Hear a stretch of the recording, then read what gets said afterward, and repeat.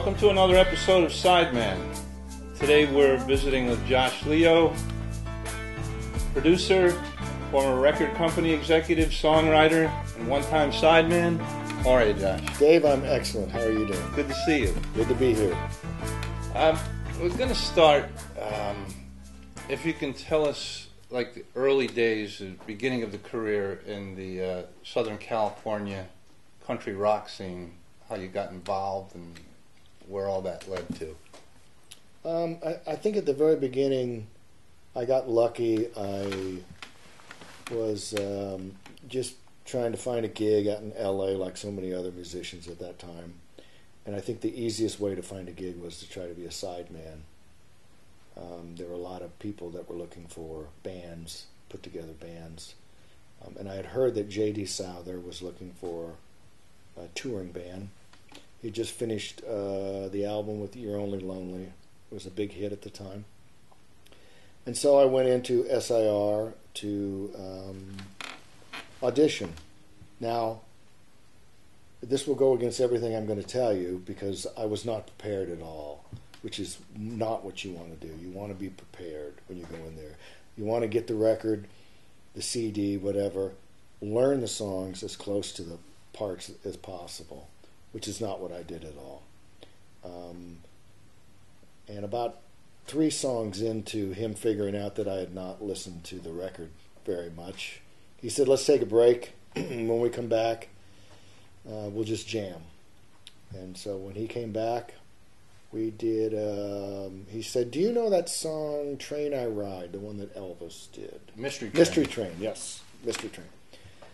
And I could have said yes. I've been playing it every night or once a week in a band called Billy and the Beaters for about a year now, and I happen to take the solo, and it's a great solo. Would you like to hear it? But instead I said, no, just go ahead and I'll just see what I can do. And so when it came to the solo, I played the same solo. I'd been doing it for about a year, which was a lot of notes, and fooled them into thinking that I was a genius and got the job that night. Excellent. Yeah. I don't recommend you doing that. I would recommend, if you're going to be a sideman, take it seriously. Get the music, learn it, and you'll do much better, because who knows if you're going to have that really once in a million chance like I did at that point. So ballsy is a good... Ballsy is always good. Confident is always good. Not too confident, not too egoed out. Being a good sideman is a lot like being a kindergartner. Plays well with others. You have to know how to get along with everybody in the room. Remember, if you're lucky and you're touring with someone, you're going to be on a bus. It's basically living with 7 or 8 other people. And so I recommend a lot of reading, a lot of quiet time, a lot of sharing. Don't take someone else's food. Respect is a good word. Don't talk too loud, and don't imbibe too much to the point where you're obnoxious. Yeah. Very good. Very good advice. Going back to what you said about how I broke in, Souther's job, if you do this right, you're going to be, it's a calling card. You're going to be seen. People are going to come to the shows. Other artists are going to come to the shows. People that like who you're playing with, who respect you. For me, there was 2 key moments. One, we were opening a tour for Jimmy Buffett, and for a whole year with Souther, and I would stay and watch Buffett's whole show, and they would let me jam on their very last song. Now, some people would have said, I'm not waiting around to the very last song just so that I can get up there for a 30-second solo. But I thought, you know what, I got to stick around anyway. So I would stick around, and I would jam with them. And as luck would have it, about 6 months after that tour ended, I got a call from Buffett's road manager saying, hey, our guitar player has a pinched nerve and he can't move his fingers. Would you come out just temporarily and play with this. And that was because I jammed with those guys and I got to know them and even rode their bus a couple of times. So when I went out and filled in, I just continued to try to be a good person and do what was called for, which wasn't a lot of solo work, but I didn't overstep my boundaries. And as a result, I ended up working with Jimmy for 6 years, touring with him, and I got that. I ended up getting the gig. They revamped the band completely. That was one thing that came out of the Sour tour, and the other thing was we played the Roxy one night, and I didn't put a lot of thought into who could potentially be in the audience. I had a really good night. Sometimes you have good nights, sometimes you don't, but this night I had a really good night, and afterwards Linda Ronstadt, Jackson Browne, Bonnie Raitt, Val Garay, Waddy Wachtel, they all were there, and they all came up to me afterwards and wanted to know who the new kid was that was playing. And as a result, some years later, I would end up working on Val Garay's records with Kim Carnes. I would end up getting to know Bonnie and being able to call upon her to sing on my solo record. And those people at that time, they didn't like to go outside of their comfort zone. And so if you were in their clique, you know, I always tell people it's good news and bad news. Bad news is it's really hard to get in that clique. The good news is once you get in that clique, if you can be a good team player and always put the artist first, they don't go out of their comfort zone. That's why the Section did so many records with all, you know, Russ and Lee and all those guys. They just keep, you know, using basically the same Andrew Gold and Kenny Edwards and Waddy and Glob and Leland and Russell and Murata, and, you know, the same guys over and over on a lot of those records. So I got to cash in on a little bit of that at the tail end of that and work on some records with, like I said, Kim Carnes and Randy Meisner and Glenn Frey and different people like that. So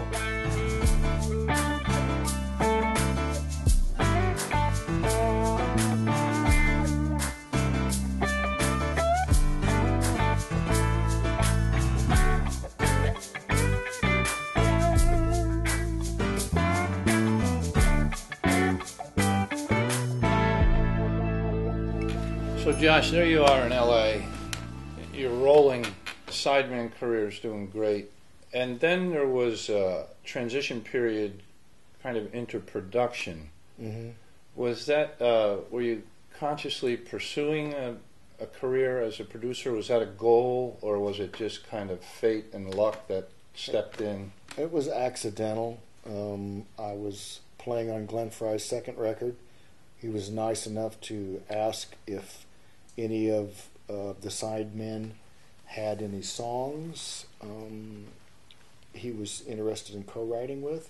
So I gave him some of my songs. He was not interested in my songs at the time, but he asked me who produced it. I told him that I produced it, and he told me that he had a friend of his that needed a producer, and would I be interested in co-producing his friend. And I really didn't think that much about producing, but I thought, okay, this could be an opportunity. And I'd worked with, as a Sideman, I'd worked with enough bad producers that I thought, you know, we need one of us in the White House. We need a player behind, you know, that can talk to other players. And so I said, sure, who's your friend? And he told me it was Timothy B. Schmidt, the bass player from the Eagles. So I found myself on my first production producing an Eagle. And it was a wonderful, eye-opening experience. Worked with Toto, Graham Nash, Don Henley, Carl Wilson, just a cast of characters that I could only dream about. And pretty much downhill from there. I made that one record, and I've never been able to duplicate that ever again. But I'm looking around Los Angeles. It's 1985. Southern California is pretty much over that period of time. So I thought, you know what? It's time for me to explore somewhere else. And so I looked around. I thought, New York? No. Nashville? And I'm a Midwest kid, so I thought Nashville seems a little more. And I had a couple of friends, Jim Ed Norman and Jimmy Bowen, were both running labels and were producers. So I thought, this is easy. I'll just move to Nashville and immediately just start producing. So I took a meeting with Jim Ed, and he said, great, I'll tell you what. The first artist that comes in, I'll just say, you need to work with Josh Leo. You've never heard of him. He doesn't live here, but he's perfect for the job, right? And I went, okay, a little sarcasm. I'm sensing a little sarcasm. He said, move down here and get in line like everybody else. Yeah. I don't care if you produce Timothy, get in line, and your number will come up. So I came down here, went back to being a sideman, playing on records again as a session guitar player. And I finally got a call from him in 1987. He said, Marshall Morgan and Paul Worley are only going to do half of the Nitty Gritty Dirt Band's next record. Would you like to do the other half, if you can get along with them? And I said, absolutely. I know those guys from the Jimmy Buffett days. Good friends. So I went in and produced a half a record. 2 of the 5 songs went to #1, and one of them was Fishing in the Dark, and I had a career immediately. People wanted to know who the guy that put backward snare on a recording. Now, for me, I thought I was going to get run out of town because I thought everybody in L.A. had done the backward snare to death, you know, but no one had done it down here yet. Mm-hmm. And people were saying, how's that drummer do that press roll? How does he do that press roll? But anyway, I started getting calls. I got a call from Joe Galante over at RCA. And he said, would you like to come over and produce Juice Newton?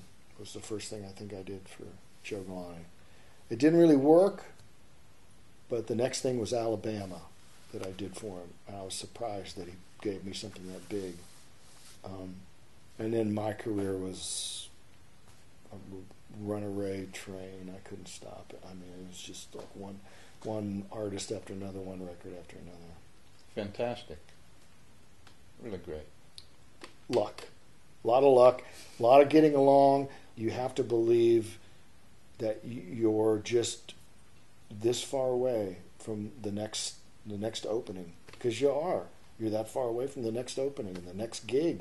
And the next gig, God, you don't know where it's going to lead. It could be what you think is not anything big at all. Yeah. Oh, I've just got 2 dates with Roseanne Cash or whatever. On those 2 dates with Roseanne Cash, maybe you meet Vince Gill, or who's in the band, or Michael Rhodes, or somebody else, or Rodney Crowell, and suddenly, a couple of years later, your name comes up again because of that 2 jobs or whatever it was that you had. You never know where any of this stuff's going to lead.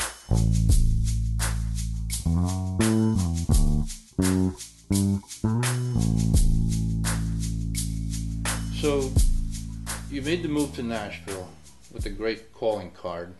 Yes. Career's really going well as a producer. Things couldn't be going better. Yes. And suddenly, you're approached to become an executive at a major label. Yeah, I was, and it came out of fear of losing all the production jobs that I had. Joe Galante was the head of the Nashville division, and I had heard that he was going to New York. And so I thought, okay, some new guy's going to come in, and the new guy's going to say, who's this Josh Leo, and why are we having him do so many records on RCA at the time? So I got a meeting with Joe, and I said, Joe, so who's the new guy, and what can I do to make sure that I'm, can still make records for RCA? and he offered me the job. He said, "Why don't you be the new guy?" And I got totally confused because here I am, basically a sideman at heart for all these years, and now someone's asking me to be a music executive. But he explained to me that it would be no different than producing, in that you find acts, you find songs, and put them together and make great records. But it really wasn't just that. It really was a lot of stuff that didn't really agree with me. I did a good job. I signed Martina McBride when I was there. I signed some other people, but I think that was my best signing.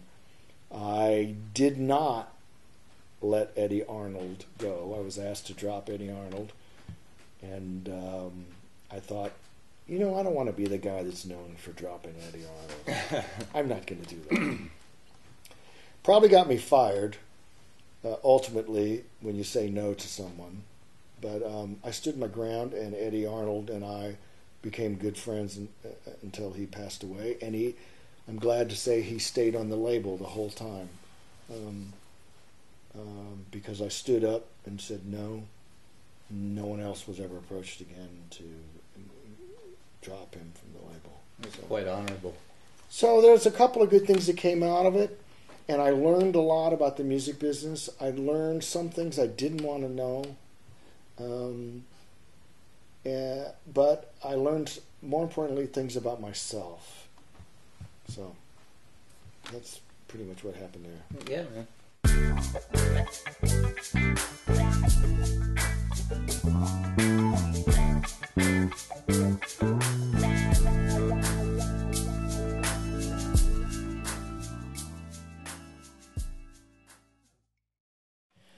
So Josh, we're both sidemen, and it seems like when you're hired, whether it's playing an instrument or singing or as a producer like you do a lot, it's your job to take whatever material you're given and elevate it to the next level and use your talent to make the song more than it might be and all that. I mean, how do you approach the production thing? Do you do a lot of homework ahead of time? Do you work with the band beforehand?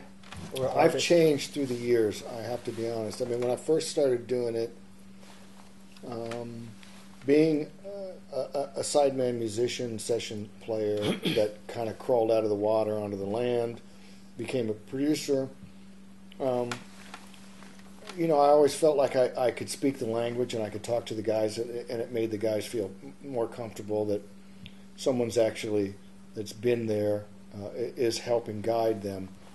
And I think at first I made the mistake of doing so much pre-production at home that I would make little tapes of parts that I wanted to hear, and then I would come, and when I think of it now, it's like, wow, what, totally the wrong way to go. But it was like I wanted to make sure my parts were heard. So I would torture guys by saying, play it for them, and then they would look at me like, especially guitar players, like, why are you making me play that? Why don't you just do it? You obviously just did it already. I've said those very words so many times over the years. And probably why to am me. I being and probably to me. Well, no, not that often. But yeah, I don't, none of us like being painted into a corner. But I don't do it anymore because somebody pointed out to me one time, look, I'll play, if that's what you want me to play, I'll play that part. But you'll never know what I was going to play. Right. Never know if I can come up with something cool. Exactly. And so if I don't come up with something cool, you can always go home and replace me and do that. Why don't you allow me the creativity to come from it, my own angle? And so I became happier as a producer once I started realizing, wait a minute, this is a collective game. All of us are in this together, and the total is definitely the best way to go. Right. Instead of one idea. So I think that's the biggest thing for me as a sideman, being a producer, that I learned was pick your guys and allow them to do what they do, and they're going to come up with something that's 10 times what you thought. Let your musicians do their thing. Call the right guys. Yeah, call the right guys. Producer is a lot of being a cheerleader. Yeah. You know, and some of the best guys I've worked with, they don't talk a lot. They set up a nice environment and like you say, let the guys bring it. If you go in the wrong direction, then they step in and say, no, let's try something else, or how about this? But set up the right environment. Yeah, and then you can take credit for it. Well, you can take credit for it, but you're going to be the first guy that gets fired when something goes wrong. That's exactly right. Absolute, most of the time the A&R person will take the credit. Oh, I'm sorry, I didn't say that, did I? But you'll be the first guy that gets replaced. So that's true. Enjoy it. Might as well do it right, huh? Yeah, and enjoy it while it lasts.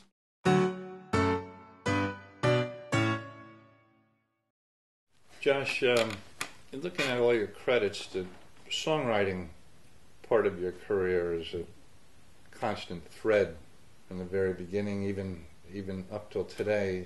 A number of BMI awards, hit singles. Were you always writing early on?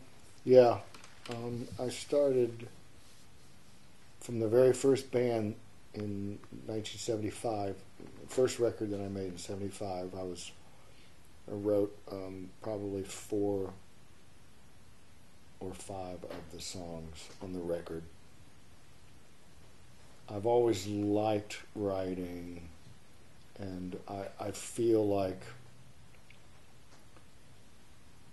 as a sideman on the road and as a session man, it helped me become a better songwriter, because you're not always going to be playing on your own songs if you're lucky enough to be a successful songwriter. I mean, a successful sideman, session man. You're going to be playing on a lot of people's songs, and you're going to find out, ooh, this is a really good song. Yeah. I thought some of the songs that I were writing were really good, but man, these are really good songs. So I learn every time I play on someone else's song. To this day, I'm still producing. I play on the records that I produce, and I'm learning from playing on the songs that I'm producing how to get better at songwriting. I don't know. It's something that I hope I always get a chance to do. It's a big part of you. It's a very big part of me, and I think people from our generation grew up listening to some mighty heavy songs. Not that there aren't heavy songs now. I'm not saying that I'm not dissing the music, but we were lucky enough to grow up on the Beatles and people like that, and those songs, if those songs can still be heard today, which they are, and still hold up today, which they do, boy, that's something to really strive towards. Yeah.